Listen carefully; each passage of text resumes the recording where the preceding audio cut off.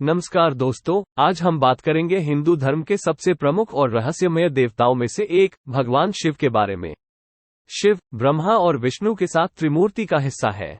शैव संप्रदाय में शिव को परमेश्वर माना जाता है, जो सृष्टि, विनाश और बीच में आने वाली हर चीज के लिए जिम्मेदार है। महादेव और महाकाल के नाम से भी जाने जाते हैं। आइए जानते हैं उनके कुछ सबसे प्रसिद्ध पौराणिक कथाओं के बारे में। रामायण की एक कथा के अनुसार राजा भागीरथ ने अपने पूर्वजों की आत्माओं की मुक्ति के लिए 1000 वर्ष तक भगवान ब्रह्मा के सामने ध्यान किया। उनकी भक्ति से प्रसन्न होकर ब्रह्मा ने उन्हें एक वरदान दिया।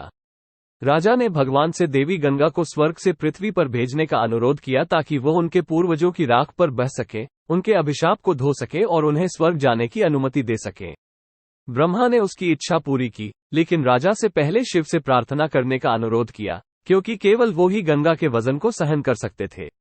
राजा भागीरथ ने शिव से प्रार्थना की और भगवान मान गए।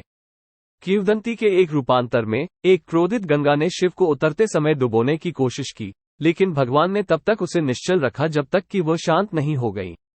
शिव की घनी चटाई से होते हुए पवित्र गंगा नदी पृथ्वी पर प्रकट हुई।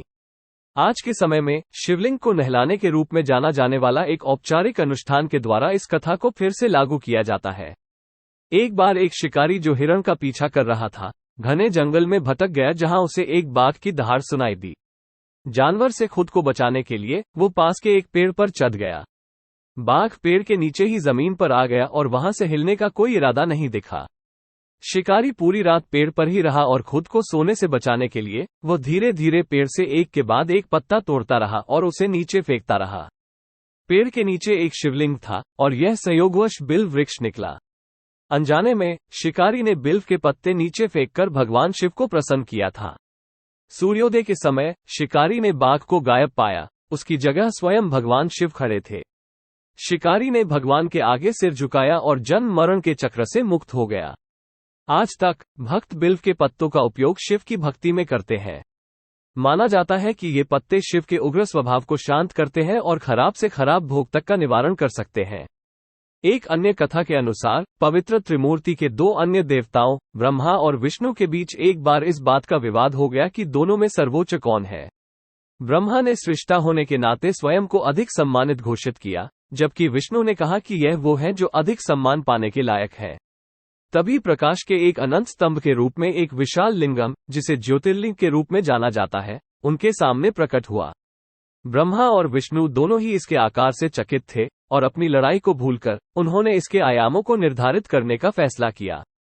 विष्णु ने एक सूअर का रूप धारण किया और नीचे के लोक में चले गए, जबकि ब्रह्मा हंस बनकर आकाश में उड़ गए, लेकिन दोनों ही अपना काम पूरा करने में असमर्थ रहे।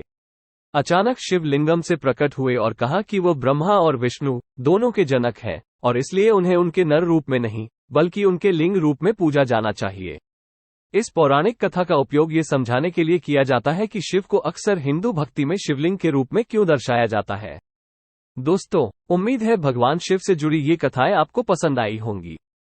शिव से जुड़ी कई और कहानियां प्रचलित हैं जो उनकी शक्ति और भक्तों के लिए उनके प्रेम को दर्शाती है।